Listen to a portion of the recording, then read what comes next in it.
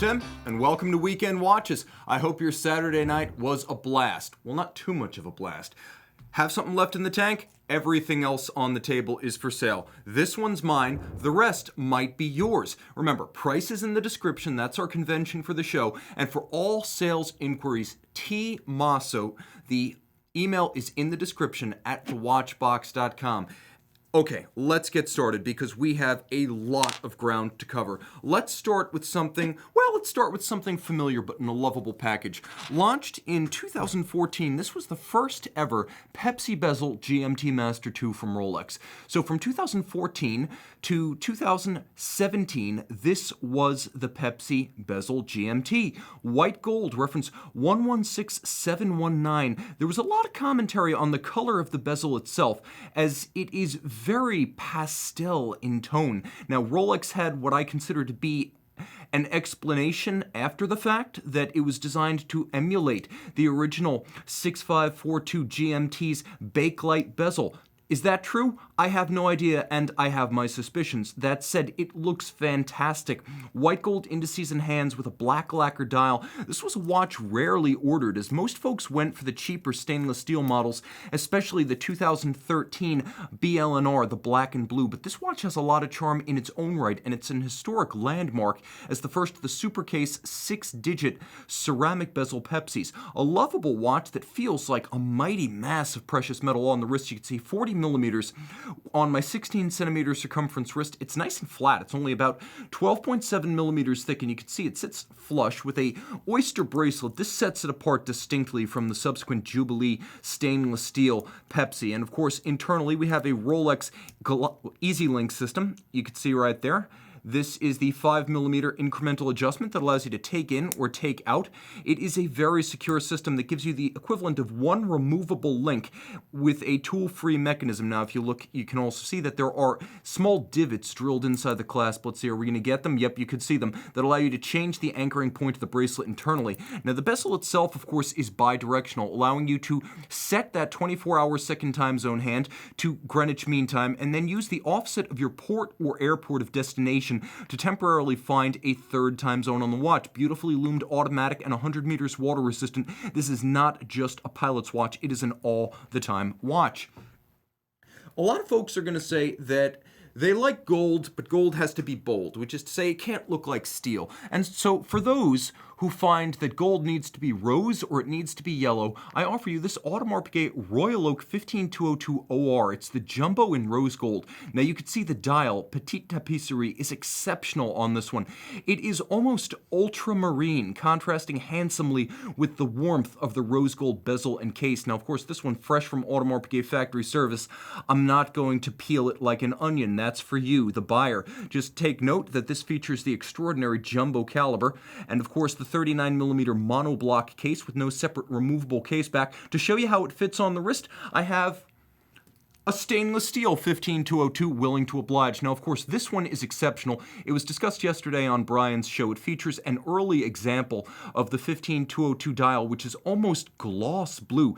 It is almost an electric cobalt. You can see the watch with the same monoblock case construction, but on the case back, you can also note this is an exceptionally early example. E41000 for the year 2000 and number 39 among the stainless steel 15202s manufactured. You can also see that it features the gorgeous hand-skeletonized and hand-finished AP rotor logo that was featured on the pre-2012 15202s. Now we're going to throw this one open so you get a sense of the jumbo on the wrist. And I want to emphasize that this watch feels like second skin, whereas the other Royal Oaks often feel overwhelming and oversized. This is a 39 that even a smaller wrist can wear. It does wear like a 40 or a 41 on the wrist. Just remember, the standard Royal Oak 41 wears more like a 42 or a 43. No one's going to confuse this one with an offshore. Wonderfully slender at only 8.3 millimeters thick with that JLC descended but Audemars Piguet manufactured caliber 1120. That's actually Vacheron speak for the movement. This is the 2121 in Audemars Piguet speak. They are all derived from the legendary JLC 920 that was built for AP Vacheron and, of course, Patek Philippe. Speaking of Patek Philippe, let's take a look at what Patek brings to the table today. Back in 2006, Patek launched its 5140, and this is a 5140P perpetual calendar micro rotor automatic, as we have not seen it previously on the show. Now, one feature you will note is even though it's a platinum Patek Philippe, because of the presence of a pusher adjuster for the calendar at 6 o'clock, the top Wesselton diamond is set between the lugs up at 12 o'clock. Now, the dial of this one is not the black Tiffany we saw previously. That was a sort of gloss lacquer black. This is an explosive slate sunburst metallic. Of course, you have the mono counters with the month and the leap year phase, the date and the moon phase, and of course the 24-hour or danger zone indicator and the days of the week. All sunken registers. You can see white gold hands, white gold applique indices with a dimple style minutes track outboard. Only 9.1 millimeters thick thanks to a caliber 240Q micro rotor automatic. This is a movement that launched back in 1977, and it's long been the case that the micro rotor was Patek Philippe's flagship automatic movement, and the center rotor, such as the 315, the 335, the 324, those were always the secondary options for the more entry-level watches. Here, no compromise. You get the 240, which gives you that 22-karat micro rotor. Of course, the free-sprung Gyromax style balance, and as you can see, the Patek Philippe seal. This movement gives you the open display case back as well as the slender profile of a manual wind, but with the convenience of an automatic. Throw it on the wrist. It features a full deployant clasp in platinum. I have to say, the 37.2 millimeter case, which is 9.1 millimeters thick, is wonderfully comfortable. At about 45 millimeters lug to lug, this is a watch that's eligible for any wrist, large or small. And I'm not going to assign a lower limit. If you've got that 13 centimeter circumference wrist and you're looking for a vaunted complication from a great brand, this watch is right up your alley. Or at least, it might be if it didn't have 240 micro rotor rivalry going on this table. It has competition. This is the caliber 6000R. Now, the 6000 debuted back at Baselworld 2005, and it was discontinued in favor of the 39mm 6006 for 2017. So this watch is the 37mm 6000R. I always thought the watch had automotive intonations about its dial. There's something about that dial with its radial Arabic numerals, the piano key scale inboard for the minutes, and the specific fonts used that evokes 1940s, 50s, and 60s roadsters and sporting coupes. There's something very Le Mans about this dial. Now, the watch is 37 millimeters, but as with the perpetual calendar, it's about 9 millimeters thick and only 46.5 millimeters lug to lug. You can see it has a very different lug profile than the 5140, as the 6000 was designed to be a stronger case form, and you can really see the difference here. The 5140 features more of an arcing, gentle taper, whereas there's more of an angularity and blockish mass to the 6000, so there's definitely a contrast in these two Patek Philippe manufactured cases in different metal. Now, one feature I've always loved about the 6000 is its use of a radial date and an off-center small seconds. The date is adjusted using a pusher adjuster on the flank, and you can see it has that same 240. It is a 240 Petite Seconde and C for calendar. It has the same micro rotor auto 38 to 48 hour power reserve. Throw this one on the wrist and you can see it does look larger than the 5140. In practice, there's not much of a difference, but it's the strength of the lugs as well as the strength of that brown bronze sunburst metallic dial. It looks like a bigger watch than it is, and that's manna from heaven for small wrists who want to make a big statement. Okay, Patek Philippe, we are not done. I have a big piece in a small case. 36.3 millimeters. This is the Patek Philippe 3970G. It is a German calendar, 4th series, 3970. This is a Patek Philippe perpetual calendar chronograph that is based on the Le Mans caliber 2310. Now, 2310 is the basis, but Patek Philippe elaborates considerably, upping the power reserve to 65 hours from 48, a free-sprung balance rather than a mobile stud index, and an overcoil hairspring. It features the Poinçon de Genève or Geneva hallmark, because all of these watches made between 1986 and 2004 were Patek Philippe seal, prior to the Patek Philippe seal, which came out in about July of 2009. I should also mention that this is a relatively rare watch. Although the fourth series consisted of about 2,000 watches manufactured, that was from 1995 to 2004, so these are fairly scarce. Add the German language calendar, and you further winnow the field of potential alternatives. This watch is in excellent condition. As you can see, the fluting of the lugs is still intact. This watch is actually completely virgin. We haven't refinished it. That's how we prefer to treat our vintage watches and our exotics such as Patek Philippe Perpetual Calendar Chronos. Now the watch is only 13 millimeters thick. It looks a little bit thinner than that in person. I have to say it looks more like a 12 or 11, and it's only about 43 millimeters from lug to lug, so when you throw this watch on the wrist, it's a little giant. Absolute pleasure to wear. You can see the timepiece fits on any wrist. As with the 5140p, I'm going to say any wrist can wear this watch. So if you have a smaller wrist, if you're a lady who loves men's watches, this is the ticket right here, and they don't come any more distinguished or redoubtable than Patek Philippe Perpetual Calendar chronographs. Let's take one last look at the movement, which as you can see is immaculately finished. Cote de Genève perfectly aligned, laid down with abrasive wheel. You can see there are black polished screws with chamfered slots and circumference. You'll also appreciate the fact that all of the steel levers and the yoke of the chronograph feature satin tops and hand beveled flanks with that mirrored anglage. You'll also note the delectable swan's neck style tension spring that's used for the yoke itself. You can see the yoke moving into and out of contact, and then the hammers falling on the heart cam at center to recenter the chronograph on the dial side. As good as it gets, and remember, this is a true Patek Philippe classic. Now they're all in-house calibers, and believe it or not, for those maybe new to the hobby, you want the Le Mans, you don't want the in-house caliber. Why? Because once Patek could make the movement in-house, the floodgates were opened. Okay, let's talk a little bit about independence. Let's talk about De Bethune of L'Auberson. This is a company for which I am actually hosting a dinner next Tuesday. So if you're watching this on Sunday, I want to remind you that on Tuesday the 22nd, I am holding all welcome a De Bethune dinner in Philadelphia. Denis Flageolet, watchmaker and watchmaking director, as well as co-founder, and Pierre Jacques, the CEO, will be on hand to answer your questions, most likely in French, knowing Denis. But please come, meet them, meet me, let's talk watches, let's talk De Bethune, because this is a company that only makes Grail watches. You're looking at the DB25 Starry Sky. Now back in the early 2000s, right around 2002, 2003, the company patented a method for fire bluing titanium, and that's exactly what you see on the dial. Let me give that sapphire a good scrub because I feel bad putting fingerprints on this watch. Nevertheless, the first time I drop a watch on this show will be the last. That's why I don't wear gloves. Now you can see there is a toroidal blued titanium ring outboard featuring polished titanium spheres that act as the hour indices, and then what appear to be stars on the fired titanium center are actually hand-applied white gold cabochon.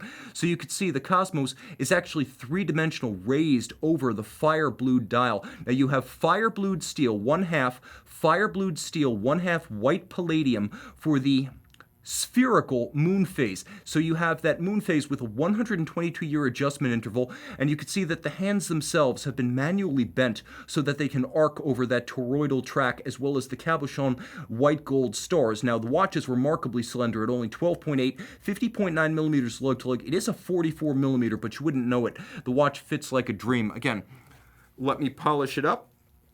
I really need to have like an assistant off camera to help me with this sort of thing.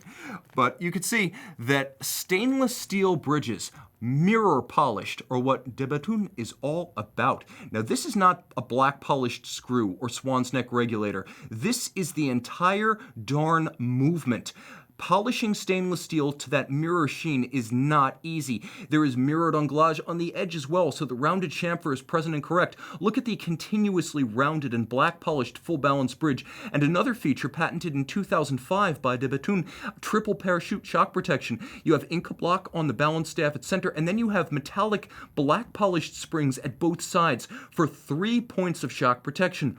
Twin self-adjusting mainspring barrels, and if you look at the base of the dial, you can just make out that there is an up-down power reserve indicator for the manual wind 6-day power reserve. Note that the balance wheel, patented in 2010, is a solid disc of silicon, thermally inert. It will not expand or contract in any pronounced fashion with changes in temperature. It also features an aerodynamic rim made entirely of white gold, so it has a huge moment of inertia, and all the mass is outboard.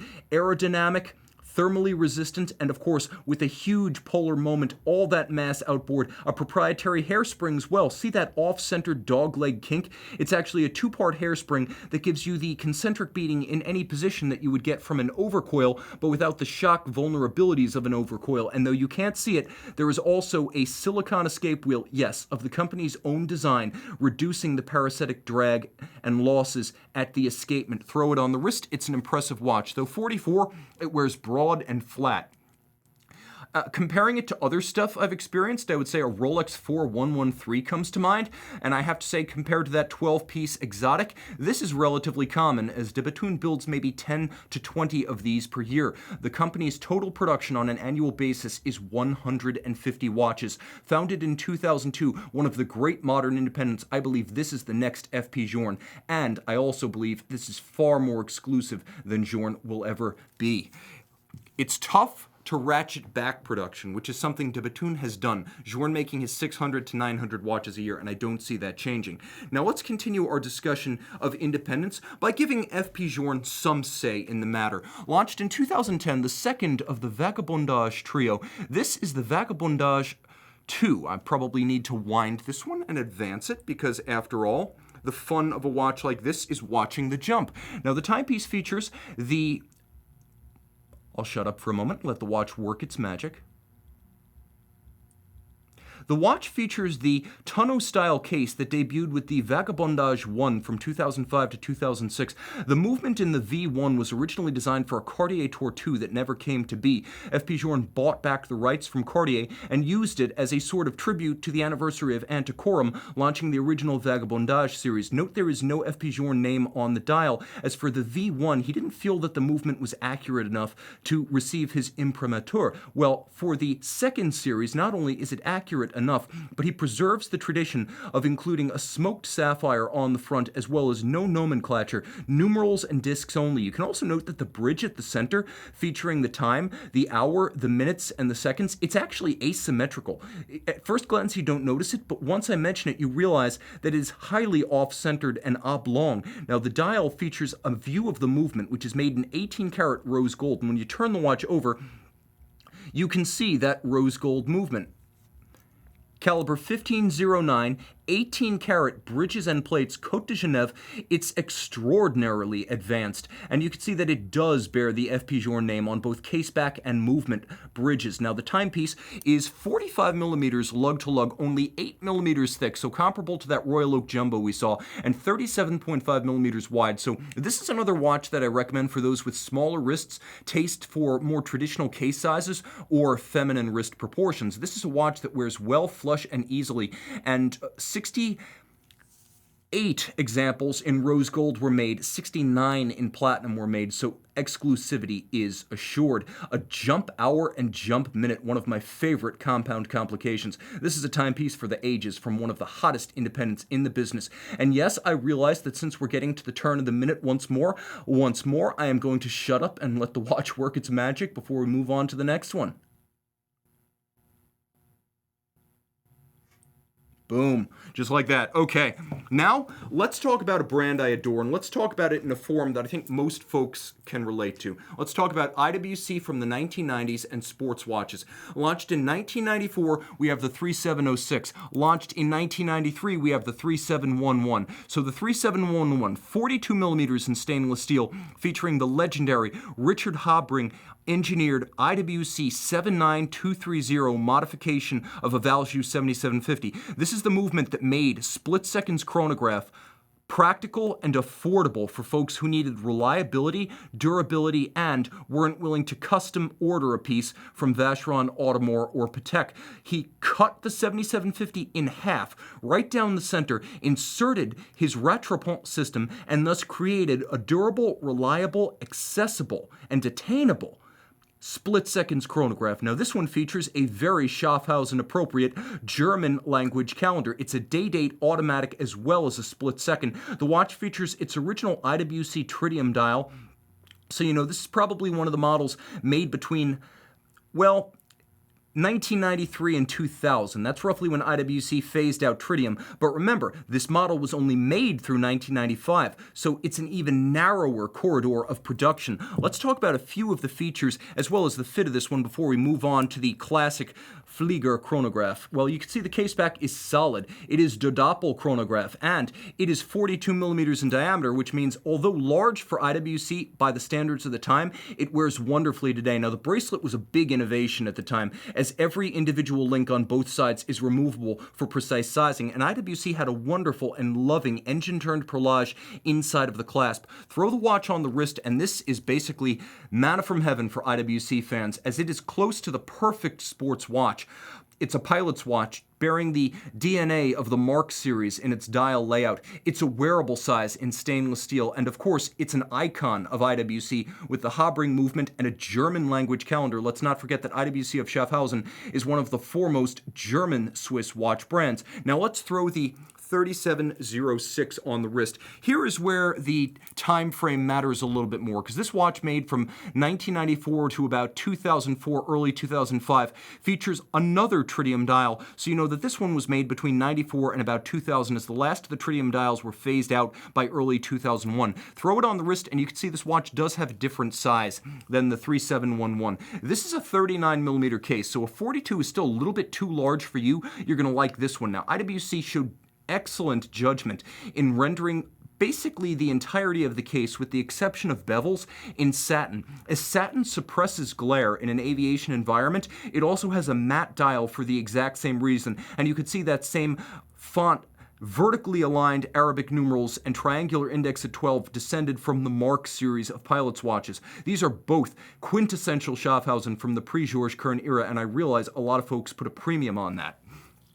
Now, let's talk about one that is from the Georges Kern era. I will give him credit. He launched many IWC models that I covet and adore. I still love many of the watches made from 2001 to 2017 when Kern was running the ship. And I think one of the best was part of the inaugural family of Portuguese tourbillon. The first Portuguese tourbillon launched in 2004 under Kern, and this is the 5463-5, a 2013 limited edition of 100 pieces, 42 millimeters in rose gold. It's ultra thin by the standards of a tourbillon, at only 11.3 millimeters thick and 52 millimeters from lug to lug. This one wears a treat. The timepiece is easy to wear, and I should say that this 43 millimeter case, I hope I didn't accidentally dub it a 42, wears broad, flat, and elegant. As you can see, IWC decided that as a late comer to the tourbillon game, it needed something a little bit different. So IWC tourbillon are flying tourbillon, which means there is no upper bridge. You can see there's a lovely batwing style bridge on the reverse side of the caliber 98900, but on the dial side, nothing to obscure your view of the tourbillon carriage. And the tourbillon cage itself is hand finished. You'll also note that there is an explosive sunburst with applique rose gold indices, as well as Arabic numerals and foy or leaf style hands. There's a railroad track outboard and a concentric guilloche that is differential finish, small second subdial, so it does preserve all of the original styling features of the original Portuguese, the 1939 reference 325. Turn it all over and you can see the pocket watch sized caliber 98900, 54-hour manual wind power reserve. It is a case study in watchmaking. A lovely pocket watch inspired swan's neck style click spring and click. You can see that the click itself is actually articulated as it extends and bends as I turn. You can see that there is a crown wheel, a ratchet wheel over the barrel, and then a true center wheel, third wheel, fourth wheel. There is an unconventional drive system that doesn't conclude with the conventional escape wheel, because we do have a tourbillon carriage here, but this movement is adjusted in 5 positions like a chronometer, and it features 21 jewels with a lovely sort of drop on a pond Côte de Genève radiating out from the gold medallion right under the tourbillon carriage. That is the origin point of these ripples across the water of the brass rhodium-plated movement. You can see engine-turned perlage, as well as differential spacing of the ripples themselves. They are thicker and tighter, and then they broaden as you go across the three-quarter style bridge itself, influenced by 19th century to early 20th century IWC pocket watches. And also note that the jewels are set in golden chaton, not pressed directly into the bridges. Throw it on the wrist. The watch has a full deployment clasp and a lovely Italian-made IWC Santoni strap. It is gorgeous. It is handsome. It is the best aspect ratio in terms of thickness to width of any watch on the table tonight. You can also see that the shape of the lugs really matters, as this one arcs around your wrist. So if you're borderline to wear it, and I would say 14 centimeters is going to be borderline, the watch actually works with you to look like a better fit than it really is. I can wear it with absolutely no reservations. The elegance of the rose gold and the blue is unparalleled. This might be the most beautiful watch on the table tonight.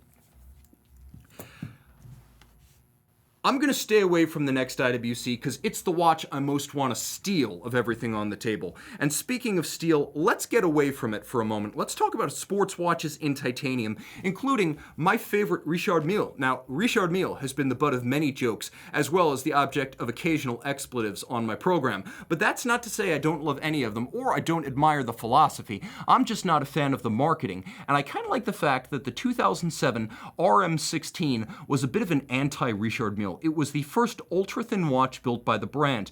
The argument from customers was that they needed a watch they could wear with a suit, and the large tonneau cases, while ergonomically superb, were just too thick. They would cause a cuff to get hung up. Well, although you have some of the evacuated pillar-style construction of a typical Richard Mille on the flank of the RM16, it is only 8.4 millimeters thick. Breadth from 9 to 3, not including the crown, is 38.5 millimeters, and from lug to lug, it is a lugless case, 50 millimeters, and it has a curvature to its case descended in part from the tonneaus, so it wears well on a smaller wrist. I want to pop it open. You can see the characteristic Richard Mille leaf spring deployant clasp in titanium, and then you can see that the movement is the RMAS7, which is an automatic winding, variable inertia rotor, twin mainspring barrel, 55-hour power reserve, ultra-thin, grade 5 titanium bridge and plate, free-sprung, customer caliber, highly customized for Richard Mille by Vaucher manufacture, which is the movement arm of Parmigiani. This is a long-running partnership between RM and Vaucher, and you can even see, depending on how good my resolution is, you can actually see the Vaucher star signature on the base plate of the movement, and RM is open about this. By creating the plates and the bridges from titanium and then anchoring the movement at 4 corners using rubber donuts and then creating a free-sprung architecture, RM and Vaucher have created an immensely shock-resistant movement. Now you can also see, to thin out the case, RM actually cut away the inside of the sapphire to create a little pocket for the rotor itself. So there's a countersink of the rotor into the sapphire itself. That's this little ring you're looking at. You'll also appreciate that it is entirely skeletonized to remove mass from the titanium. There is a white gold mass outboard for the rotor, and note the little variable inertia wings that can be moved in or out to change the polar moment so that it can be either a more active winder if you're sedentary at the office like I am, or a less vigorous winder if you're a very active person on the go. Now, the watch does feature all the refinements you might expect of a conventional watch, including a quick set date. It is entirely evacuated on the dial side, and although the watch, as you will note, does not feature a constant seconds hand, it does, surprisingly, have a hacking seconds function. The watch is loomed, and outboard there's actually a carbon fiber flange on which the loomed indices are mounted, and you can see straight through, but because there is a calculated skeletonization that doesn't reveal too much, you can't see wrist hairs through the dial side, and that is a big deal with skeleton-style watches. Now, the watch features a ceramic shoulder around the crown, as well as a little spike that's a signature of RM, and I'm going to show you now what it looks like on the wrist. The strap is incredibly supple, and the case fits like a second skin. I use that term more often than not to describe Bulgari Octo Finissimo models, but it definitely applies to this blackened titanium RM16. Now, this timepiece is my preferred RM. I also like the 2016 RM67, which is sort of an ultra-thin tonneau, but given the choice between the two, this remains my sentimental favorite. And I would say, other than the RM53 Pablo McDonough, my clear choice among the RMs I would want to own myself.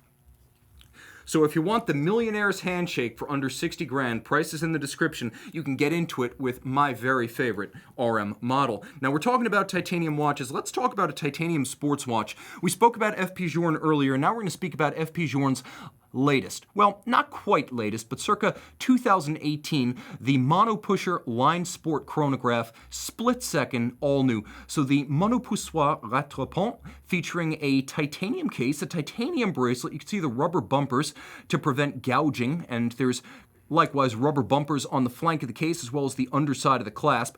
The watch is 44 millimeters, though only 11 millimeters thick and effectively lugless, just like the RM16. The watch features a loomed dial, and that's important because the rose gold and platinum versions of this watch are not loomed. So if you want the full sports watch experience, you want this. You'll also note, if you want to rewind the video, if you're watching this on Sunday morning, you can actually see the instantaneous jump of the minute register. It features a double-digit date, the revival of the line sport chronograph with a date. We haven't seen a chronograph with a date in quite a while, as the original octa chronographs were phased out around 2007. So it's nice to have that practical and legible date right there. You can also see that there's a window into the movement through the sapphire registers.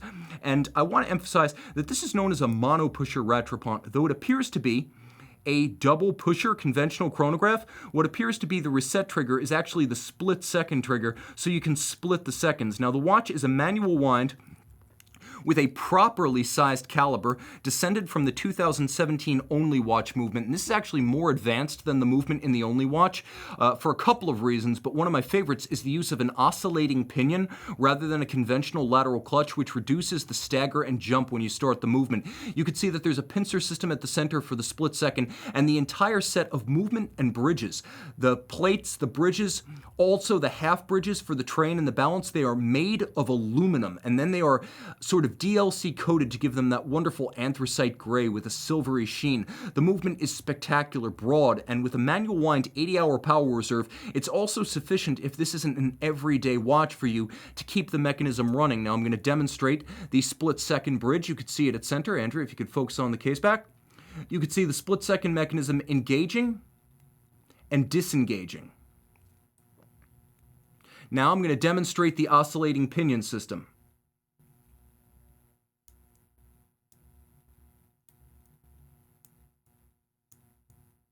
It is a very small actuating wheel with very fine teeth, such that there is almost no jump when you start this chronograph, and you can see it is a very effective system.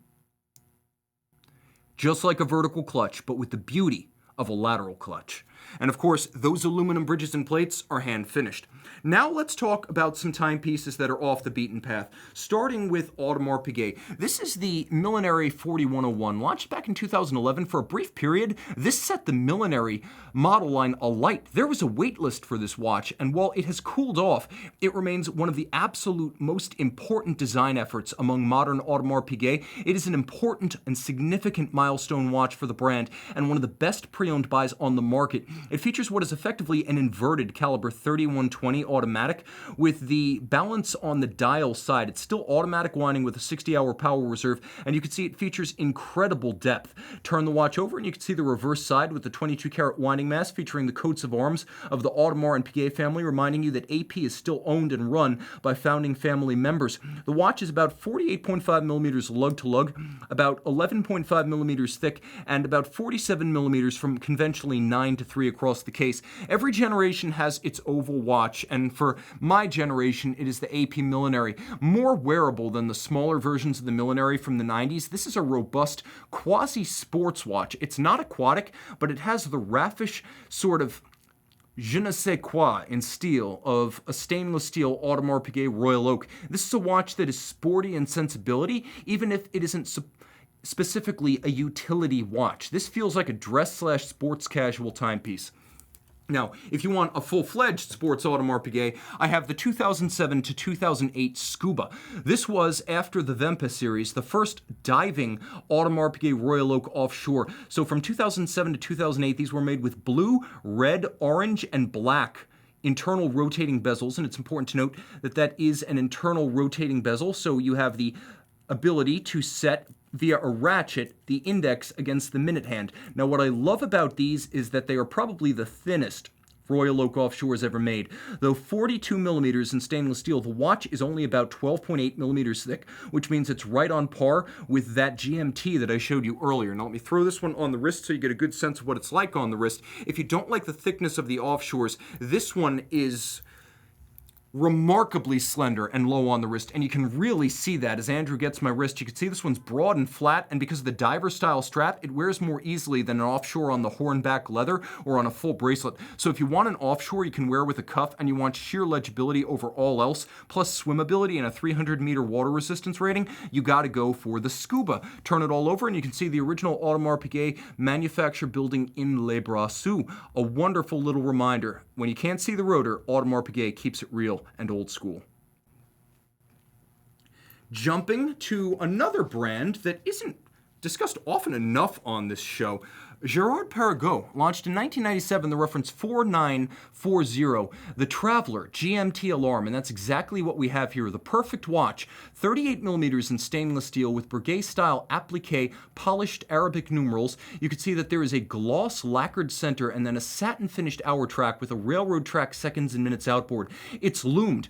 There is a 24-hour second time zone at 12 o'clock. There is a date down at 6 o'clock. The watch is also an alarm, and I'm going to fire it up. But I can't think of a more versatile watch than one that is steel, a GMT, fully loomed, an alarm, and automatic. Let's have a listen.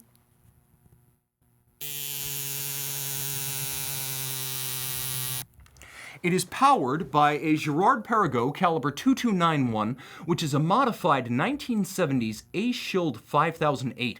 Automatic winding with a 47-hour power reserve. It features hacking, a quick set date, the 24-hour second time zone, the alarm, and automatic winding. It's the same movement that was on the PAM 238 Rodimir GMT alarm we saw the other day.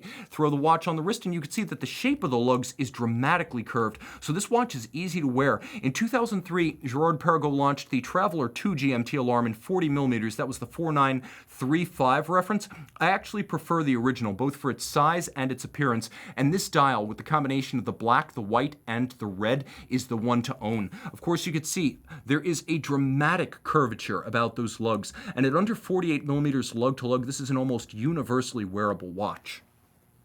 The ultimate travel timepiece. Now we're going back to the Valet de Jeu. We left off with Audemars Piguet and we return with Breguet. They are neighbors. You can see this is the Breguet 3800 Aéronaval. It is the no-date flyback chronograph Type 20 with a 1990s tritium dial. You have the bidirectional rotating pilot-style bezel, and as you can see from the case back, though it's a pilot-style watch, it's 100 meters water resistant. It's powered by the Breguet 582, which is based on the Lemania 1350 Cadillac chronograph caliber. That was the Cadillac of cam-operated chronographs during the 70s, and Breguet now equips it in this model. So it has 48-hour automatic winding power reserve, you have that flyback capability, and of course you have a lovely vintage-inspired Big Eye style dial with a much larger register for the chronograph minutes than chronograph hours or constant seconds. And you can also see that the dial is a lush blue gloss with a wonderful tritium fade. This is as good as it gets. Throw it on the wrist and you realize that the 39mm case is a perfect size for those who want a watch with charm and character, but don't think that a colored gold watch should be too large. And that's exactly what you're getting here. Remember, the Type 20 dating back to the mid-1950s, originally issued for a French military contract, and Type 20 was the name of the contract, lending its name to subsequent watches produced by other brands, of which Breguet became the most prominent and the longest running. So it is a military heritage timepiece. Now, sticking to Les Brassus, right across the street practically from Audemars Piguet Blancpain. And this is a 150-piece limited edition from the year 2006.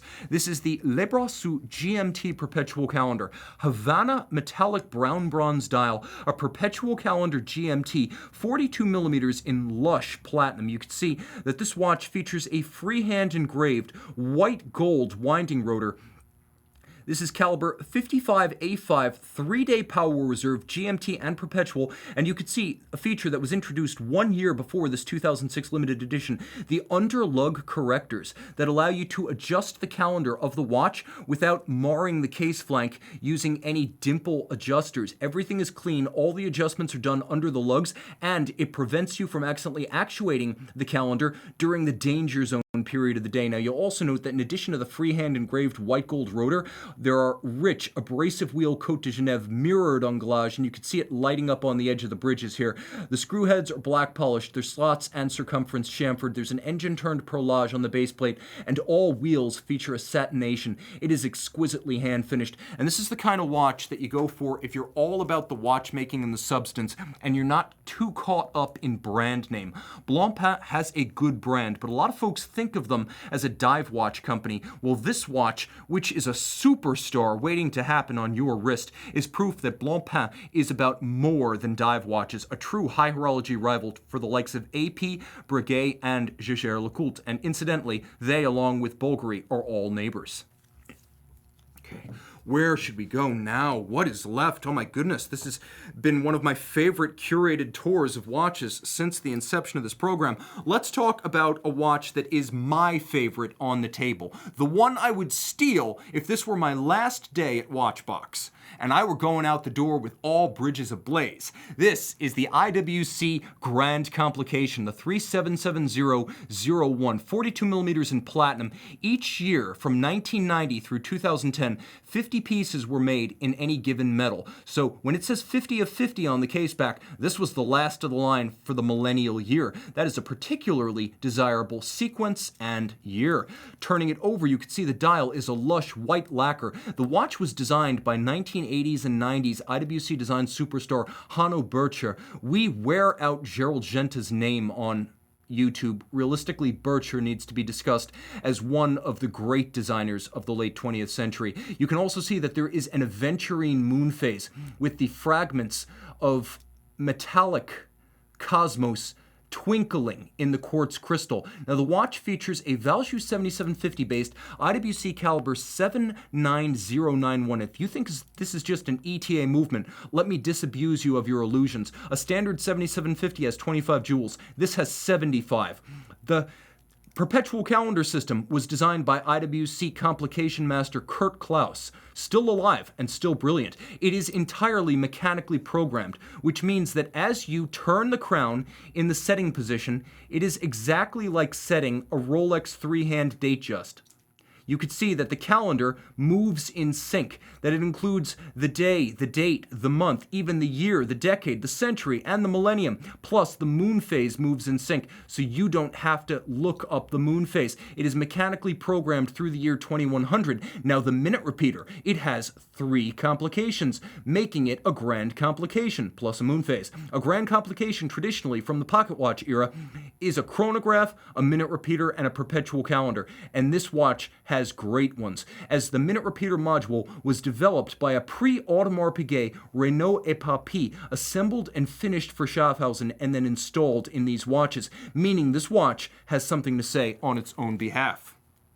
You knew that was coming. You knew it was coming, guys. If anyone asks to see your minute repeater, always set the watch to 12:59. I see too many folks setting their watch to 11:59, and they're not getting the most out of the chiming. Grip it and rip it.